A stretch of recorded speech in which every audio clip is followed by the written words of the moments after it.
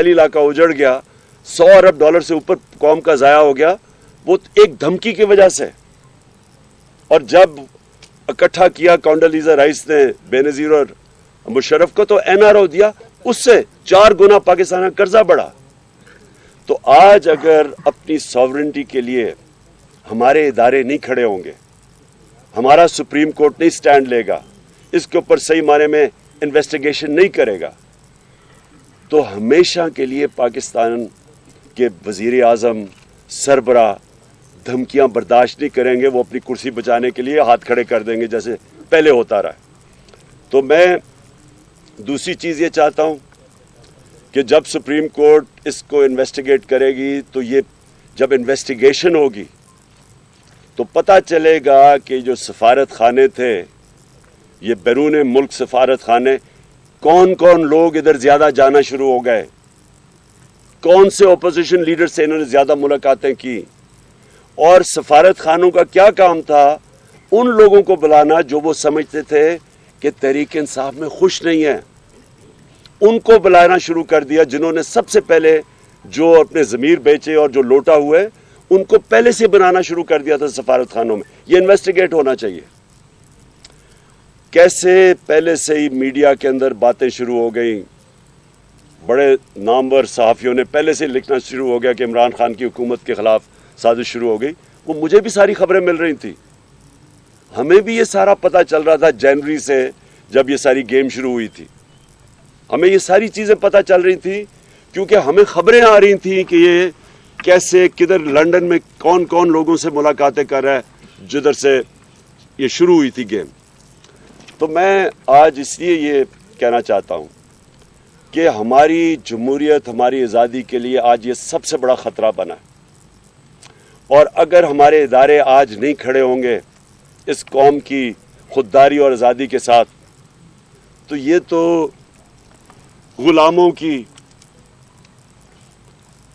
Corrupt لوگوں کی غلامی کے اندر ہمیں ہی نہیں, صرف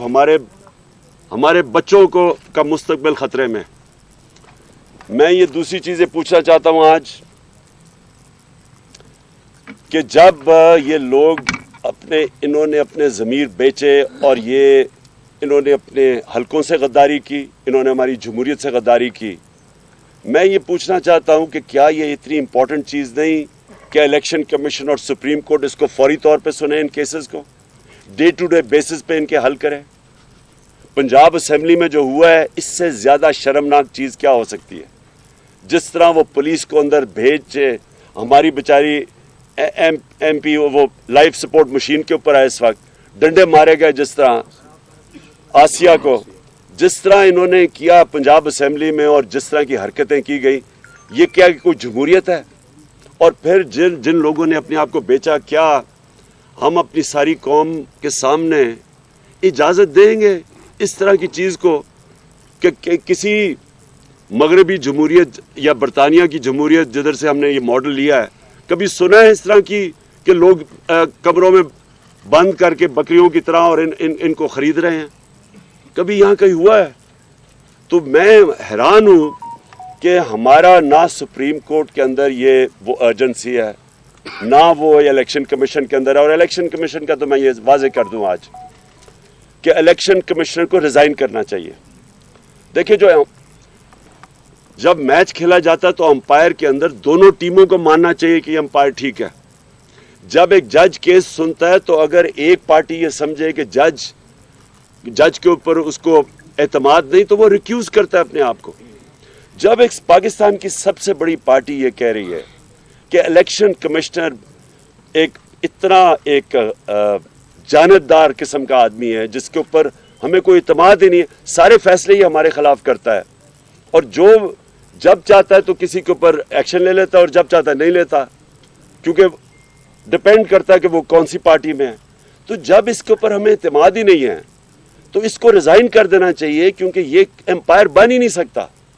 اور اسی طرح میں سپریم کورٹ کو آج کہوں گا کہ 63A اتنا امپورٹنٹ ہے. اگر یہ لوگ اب سارے بچ جائیں گے اور یہ سازش کا حصہ پیسے بھی لے لیں گے, سازش کا حصہ بھی بن جائیں گے, اور اگر کوئی ایکشن نہیں لیا جائے گا ان کے اوپر, تو آپ نے تو دروازے کھول دینے ہیں کہ ہر قسم کا آدمی پالیٹکس میں آئے گا, اپنے ضمیر الیکشن ووٹ لے کے آئے گا اور بلیک میل کرنے کے لیے اپنے آپ کو بیچے گا. تو یہ تو ہماری پالیٹکس اور ہماری جمہوریت کی نگیشن ہے. میں آخر میں آج جو ہم کرنے جا رہے ہیں, آج جو ہم اناؤنس کیا ہے, میں نے آج ہماری میٹنگ کی ہے, میں نے اپنی ساری تنظیموں کو آج تیاری کروا رہا ہوں. اب سے سارے ہمارے پاکستان کے اندر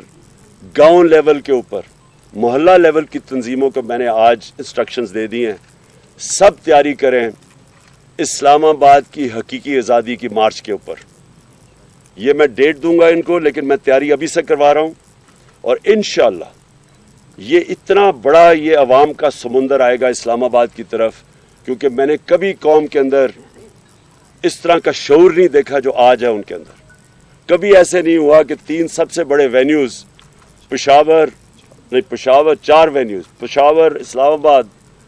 کراچی اور لاہور, سب سے بڑے وینیوز جو یہ 11 پارٹیز اس کا چھوٹا سا حصہ بھی